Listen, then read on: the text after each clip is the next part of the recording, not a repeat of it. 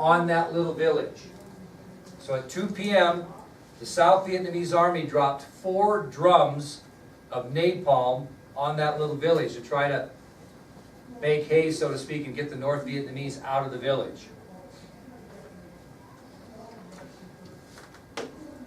Well, a young 9-year-old girl by the name of Kim Phuc, who you see in that picture, ran naked down a road in the village, screaming in agony from the gelled gasoline that was coating her body.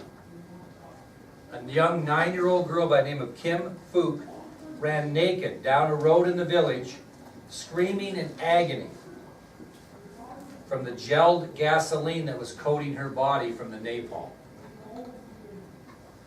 It burnt through her skin and muscle down to the bone in places. Burnt through her skin and muscle down to the bone.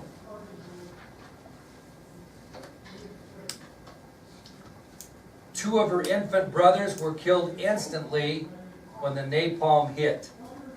2 of her infant brothers were killed instantly when the napalm hit. Later, the little girl stated this. She said, "I saw the bombs. I saw the fire. There was a terrible heat.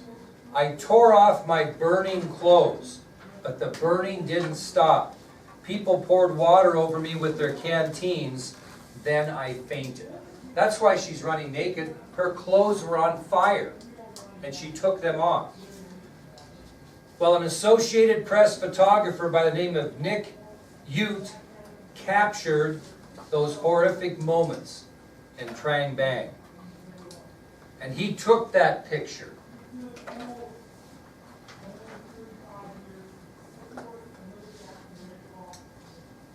He took the picture of her agony. It was instantly transmitted around the world and eventually won a Pulitzer Prize. And so, good for Nick Ute, right? But that isn't where Nick Ute stopped. After he took the picture, which is his job for the Associated Press, he drove that little girl to the hospital and continued to visit her in the hospital, bringing her books and gifts, and eventually set up a fund for donations to her family. So Nick Ute, after taking that photo, which was his job, he drove that little girl to the hospital. He continued to visit her in the hospital. He brought her books and gifts and eventually set up a fund for donations for her family. When she was taken to the hospital, she was not expected to live. Her pain was almost unbearable.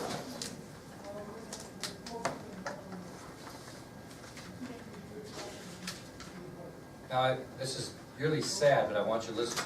Her surgeon was a fellow by the name of Dr. Mark Gorney, and he was from San Francisco, and he was volunteering at the Children's Surgery Hospital in Saigon. And that's the guy that treated her when she was brought to the hospital, Dr. Mark Gorney. He was a volunteer physician from San Francisco. He came to South Vietnam to donate his time and served at the Children's Surgery Hospital there. Now, when he first saw her, he reported that her chin was actually welded to her chest by scar tissue. And her left arm was burnt clear to the bone. That's how bad a shape she was in. And again, she was not expected to live. Can you imagine the pain that she was going through?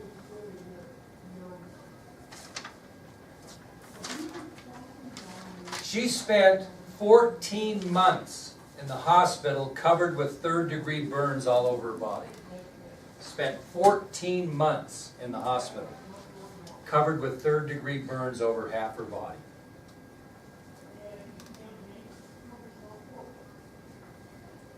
It would take several years and 17 operations to save her life. Several years and 17 operations to save her life. I'm going to pass this around. Here's a picture of Kim Phuc in running, and this is a picture of her later life with her own child, and you can still see the scars on her back from that fateful day. That picture right there I was able to work through a guy in Canada that knew her, and I just bought that not long ago from him after a lot of negotiation. You can see that that picture up there is signed by her. Very rare, she signs very little, but he worked that out for me. That costs a lot of money. That's a great picture. And it kind of sums up, and we're going to talk about the tragedy of the Vietnam War and how civilians were affected. That probably sums up the civilian suffering. Well, let's talk about the ceasefire agreement in Vietnam. The ceasefire agreement. It is 11:48 for those of you that are clock watching. The ceasefire agreement in Vietnam. Well, the ceasefire agreement was finally reached between North and South Vietnam on January 27, 1973. January 27, 1973, a ceasefire agreement was reached. Now, when you have a ceasefire agreement, does that mean the war ends that day? No, it's just a ceasefire. Now, this agreement stated these three things. The ceasefire agreement that was signed on January 27, 1973, stated these three things. Number one, it allowed the continued presence of North Vietnamese forces in South Vietnam. Think about that. It allowed the continued presence of North Vietnamese forces in South Vietnam. It allowed the presence of North Vietnamese forces in South Vietnam. Second thing that this ceasefire agreement did is it assured that South Vietnam would have a government of its choosing. That South Vietnam would have a government of its choosing.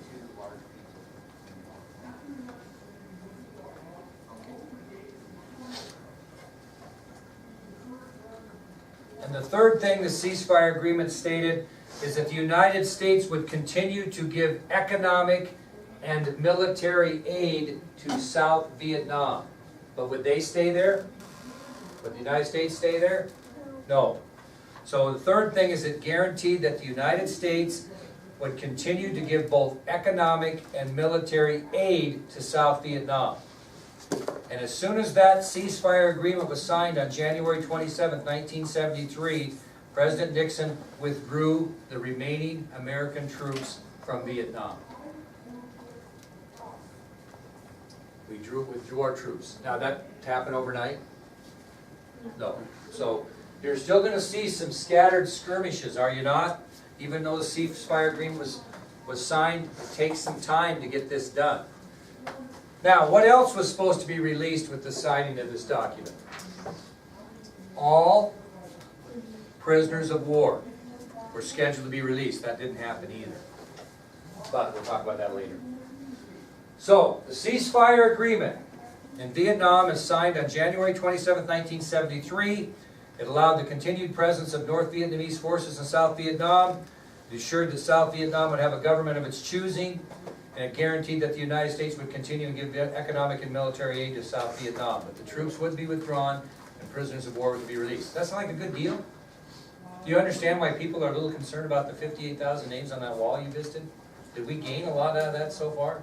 No, God, no. Okay? That'll take us to the next subtopic, which is the Vietnam War, a tragic end. Now this is what I mean, because when was the ceasefire agreement signed? January of 73. You still had some American soldiers in there by late April of 1975. Okay? And by late April of 1975, Seoul was surrounded by North Vietnamese.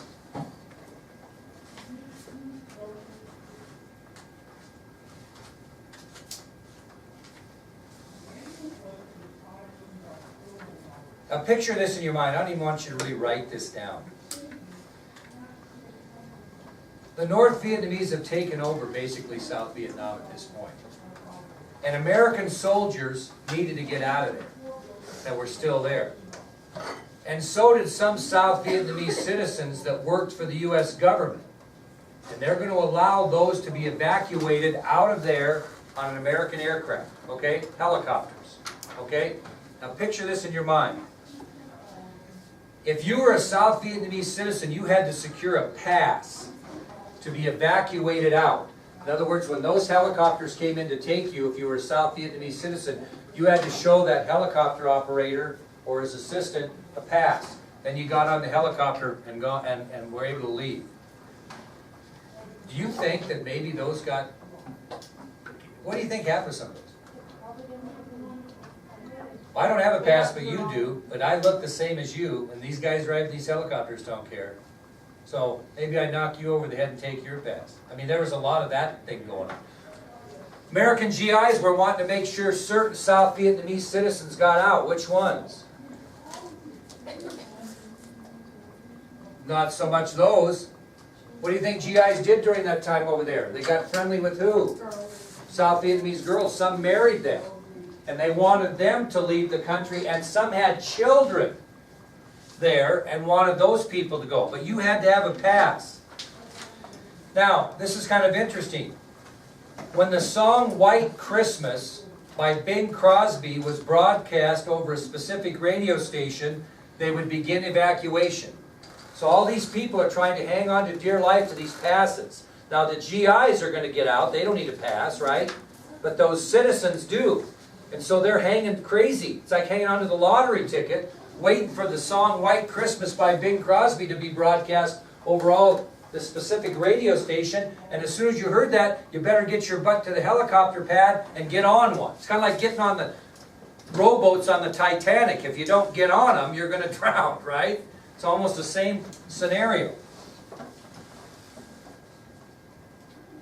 Well, when the evacuation began, American helicopters and ships withdrew the remaining American soldiers in Vietnam, and any South Vietnamese citizens that could get a pass and could struggle onto those vessels were taken back to the United States. Now, I've told you this before, it's not always what you know, it's who you know. A lot of that went on. A lot of these South Vietnamese citizens that were transported and had passes got them because it wasn't what they knew, it's who they knew. And some people that deserved to be on those helicopters and ships didn't get on. And if you didn't get on, you were going to be in a life of what? Misery. Now this scene turned ugly. These helicopters, picture this, they would climb up this stairway to the pad, and there was one specific stairway that they climbed up. And they would get to the top of that pad and get on the helicopters. Those helicopters would get full and take off. These people were so desperate, they would jump onto the landing gear of the helicopters as they took off, and many fell to their death. They wanted to get on those helicopters so bad to get out of there. So, in the end, what happened in Vietnam? The communist government took over South Vietnam, which led to the controversy that we have on the Vietnam War today. It was a sad story. You know who owns that stairway now? You know where that, well, he's passed away, but you know who was presented with that stairway that people walked up, the Stairway of Freedom? Gerald Ford had that. It was given to Gerald Ford. He has it. I believe it's still in his presidential library. But he owned the stairway that took those people to freedom. But it was a free-for-all. It was like, honestly, you could compare it to the Titanic. People rush into those boats so they wouldn't have to stay on the Titanic. These people were rushing to these helicopters, trying to get a pass, taking passes, whatever. It's a sad, sad thing. Okay, let's talk about the costs for these different people. And we'll finish up with these today. Let's talk about the costs for South Vietnam. Okay, what did it cost? What did the Vietnam War cost South Vietnam? Okay, how many American soldiers were killed in the Vietnam War, approximately? How many are on the wall? About 58,000. More than 266,000 South Vietnamese soldiers were killed in Vietnam. More than 266,000. That Vietnam Wall would be 5 times the size it is in South Vietnam. You figure that? 266,000 South Vietnamese soldiers.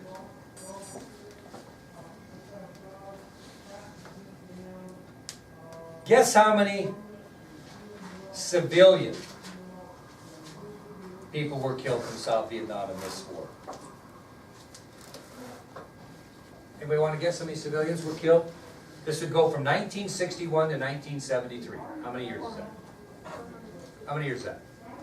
61 to 73. Well, guess how many were killed? Civilians. 500,000? How about 1.9 million? Can you imagine that? 1.9 million. That was an average of 161,000 a year from 1961 to 1973. Can you even imagine that? 1.9 million civilians were killed in South Vietnam. That's unbelievable. That wiped out generations and generations and generations of people. And we worry about 58,000 names, and by God, we should worry about 58,000 casualties of American soldiers in Vietnam. South Vietnam, 266,000 soldiers, 1.9 million civilians were killed in the Vietnam War. Incredible. How about North Vietnam? Let's see what they lost, and then we'll be done. Guess how many Viet Cong or North Vietnamese soldiers were killed in the Vietnam War? And they won, kind of. They say it was a tie. Guess how many soldiers were killed in North Vietnam? 1.1 million. 1.1 million military personnel from North Vietnam were killed during the Vietnam War. 1.1 million soldiers killed. Again, we don't cry at all.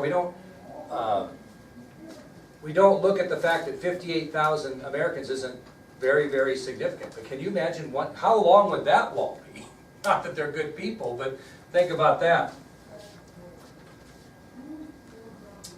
Civilians were not killed at a very big number in North Vietnam because where was most of the war fought? South. So about 65,000 civilians were killed from North Vietnam, about 5,400 a year during 61 to 73. Now here's something to think about. We'll end on this.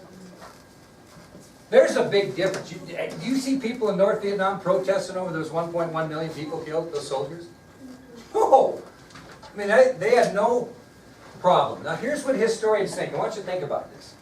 The population cycle in North Vietnam was so in sync that historians say they could have fought for 100 years and never ran out of soldiers. Baby born, child turns 5, child turns 10, child turns 15, joins the war. They had such a population cycle going in North Vietnam that historians say they could have fought Americans and South Vietnamese soldiers for 100 years and never run out. They had no regard for what? Loss of life. How do you win a war like that? It's impossible. So that's the story on the Vietnam War. And I'm going to give you some final thoughts tomorrow and tell you how this affected American GIs once they got home. And then we'll move on to another presidential election, the one that gets Nixon in some trouble. Okay? All right, any questions on that? I hope it gives you a good view of the commitment and the loss of life in the Vietnam War. Can you see why Americans were upset?